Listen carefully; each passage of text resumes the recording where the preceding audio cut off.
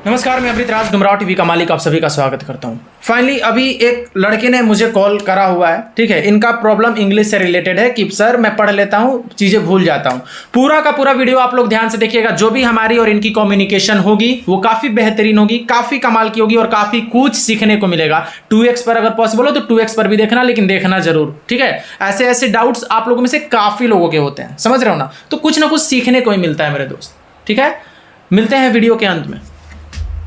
हाँ भैया, हाँ बोलिए आप अपना क्वेरी। मैं इंग्लिश जो स्पॉटिंग द एरर वो नहीं हो पा रहा है। आप एक बात बताइए कि चैप्टर वाइज आपने प्रैक्टिस किया हुआ है? किया है। तो फिर जब चैप्टर वाइज आपने प्रैक्टिस कर लिया है तो आप जब जा रहे हैं मिसलेनियस सॉल्व करने, मिसलेनियस नहीं हो पा रहा है, लेकिन वो चैप्टर वाइज जैसे क्लियर हो रहा है वो मिसलेनियस नहीं क्लियर हो रहा है। अरे मेरे भाई, तो आपने कितना क्वेश्चन सॉल्व किया ये तो आप बताओ, कि आपने डायरेक्ट जज कर लिया कि नहीं सॉल्व हो पा रहा है। आपने कितना क्वेश्चन सॉल्व किए, कब किए, क्या प्रॉब्लम फेस कर रहे हैं आप जब भी आप मिसलेनियस में जा रहे हैं? तो क्वेश्चन तो है इस चैप्टर का 50-100 आसपास। मान लीजिए कि 50 को क्वेश्चन आप मिसलेनियस का बनाने गए, उसमें क्या नहीं हो पा रहा है? भैया 20-30 हो पा रहा है और 20-30 नहीं हो पा रहा है। तो 20-30 नहीं हो पा रहा है, यानी कि कहीं ना कहीं लॉजिक की आप में कमी है। तो 20-30 जब सोल्यूशन देखने जा रहे हैं तो समझ में आ रहा होगा ना। हाँ, समझ में आ रहा है। तो जब समझ में आ रहा है मेरे दोस्त, तो वहां से या तो चीजें कॉमन हो गई या तो याद आ रहा होगा कि यार ये तो हम कहीं पढ़े हैं। ऐसा भी हो रहा होगा। हो रहा है। तो जब हो रहा है तो आप ये सोचिए कि मेरा सीखा हुआ यहाँ पे काम आ रहा है कि अरे भाई हम पढ़े हैं, रिलेट नहीं कर पा रहे हैं। तो जब ये काम कंटिन्यूअसली करने लग जाइएगा, मान लीजिए 20 को नहीं बना, 20 को जाकर के हम सीख लिए, कुछ नया मिल गया, कुछ सीखा हुआ मिल गया, हम रिलेट नहीं कर पाए थे। तो एक बात बताइए कि अगर उसको रिविजन कीजिएगा तो वो चीज़ सीख गए आप। ये जादू थोड़ी है कि अगर एक बार आपने चैप्टर वाइज पढ़ लिया मिसलेनियस सारा का सारा बना दीजिएगा। अरे भैया, मेरे सामने भी 50 को लाइएगा तो हो सकता है 35 को 40 को बना पाए हम, 10 को हो सकता है गलत हो जाए, 10 को हो सकता है सीखना पड़े। तो क्या आप कीजिए मेरे दोस्त कि आप जब भी जा रहे हैं मिसलेनियस बनाने, जितना बन रहा है उतना बनाइए, ठीक है। और जिसमें भी आपको डाउट है उसको कलम से मार्क कीजिए और लास्ट में उसका सोल्यूशन देखिए। और सोल्यूशन को अगर लिख रहे हैं तो लिखिए, नहीं तो बुक मार्क अगर बुक में ही कर रहे हैं तो वो कर दीजिए। बाद में उसको रिवीजन करते रहना है, ताकि वो रूल दोबारा आपका गलत नहीं हो। यहाँ से आता है कॉन्फिडेंस। किस बुक से आप पढ़े अंग्रेजी? जी, मेरे एक बुक थी, कोचिंग की बुक थी, लेकिन वो इतना ज्यादा क्वेश्चन नहीं है। प्रीवियस आप अभी देखिए, अब इंग्लिश का थोड़ा सा वेटेज भरेगा एग्जाम में, माने बढ़ेगा एग्जाम में, समझ रहे हैं ना। तो इंग्लिश के लिए हाँ, टियर 1 तो सबको ही क्वालिफाई करेगा। लगभग 2 से 3 लाख को बच्चों को ले सकता है, 20,000 की वैकेंसी है। तो इंग्लिश के लिए आपका रीडिंग सेक्शन इतना ज़्यादा स्ट्रॉन्ग करना पड़ेगा आपको कि इंग्लिश में आपको टाइम बहुत ज़्यादा मिल रहा है।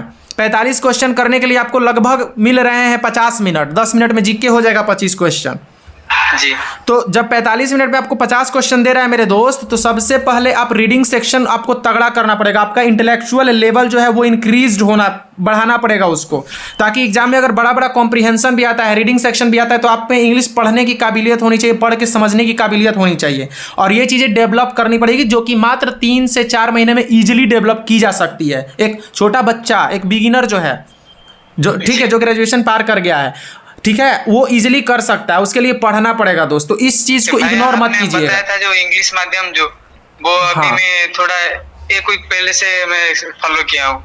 बहुत बढ़िया कर रहे हैं। इंग्लिश माध्यम अगर 1 से 2 महीने अगर कोई भी अगर पढ़ जाए कि कैसे समझाया जाता है उसमें, तो आप इजीली कर लीजिएगा रीडिंग कॉम्प्रिहेंशन। और सुनिए, वो तो कीजिए ही कीजिए, आप अपना अलग से नोवेल अगर हो सके, न्यूज़पेपर हो सके, जो भी जिस चीज़ में आप इंटरेस्टेड हो, सीबीएसई का 10वां का किताब ही क्यों नहीं हो, 9वां 10वां का पढ़िए। रीडिंग एकदम तगड़ा आप करके जाना है एग्जाम में जी, समझ गए जी। और प्रीवियस ईयर के लिए कौन सी बुक किताब खरीद लूं? प्रीवियस ईयर के लिए देखिए, अभी वोकैब अगर कोई भी अगर लड़का या लड़की किरण पब्लिकेशन से कर ले रहा है तो किरण पब्लिकेशन से सब कुछ कवर हो गया। उसको नया वर्ड एग्जाम में बहुत रेयरली देखने को मिलेगा, ठीक है। किरण पब्लिकेशन और ब्लैक बुक दोनों कॉमन ही चीजें हैं, वो भी पूरा प्रीवियस ईयर और किरण भी पूरा प्रीवियस ईयर। तो यहाँ पे हम इंग्लिश के लिए रिकमेंड करते हैं किरण पब्लिकेशन, ताकि ब्लैक बुक नहीं लेना पड़े। और जो लोग अगर पिनाकल से कर रहे हैं तो वो तो लास्ट 4 साल का कवर कर लेंगे, अच्छा रहेगा, लेकिन उनको कहीं ना कहीं ब्लैक बुक से करना ही पड़ेगा वो कैब, क्योंकि किरण पिनाकल में लास्ट 4 सालों का अगर लॉजिकली सोचिएगा तो लास्ट 4 साल का वो कैब दिया है, 4 सालों का।